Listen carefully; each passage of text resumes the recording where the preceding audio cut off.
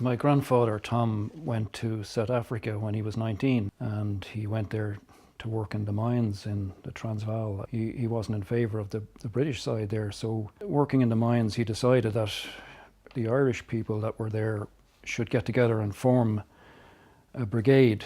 He and Major McBride formed the Irish Brigade. But he was elected as one of 3 people to go around and organise this brigade, and between them they organised the Irish Brigade fighting for the Boers in the Boer War, and they fought alongside the Boers at all these famous battles like Ladysmith and Bloemfontein, and he was an explosives expert. What they were given the job to do was to blow up railways and bridges as they were on the retreat, so this was to stop the advance of the British, and they'd leave a note and say, with the compliments of the Irish Brigade, and he seems to have had a good laugh to think that the British would come up and read this note, and they were heading off into the distance. But I mean, they were eventually defeated as such, and they had to surrender. They surrendered to the Portuguese, which would have been a neutral colony there, and they were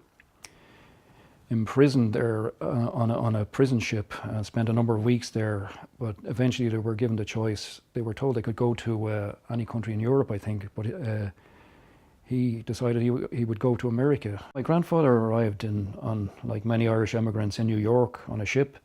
A lot of them were told where they could get jobs, and he went to Butte in Montana and worked in the mines there, but he moved around, he says, to Nevada, Colorado, California, and worked around the mines there for almost 11 years, I think.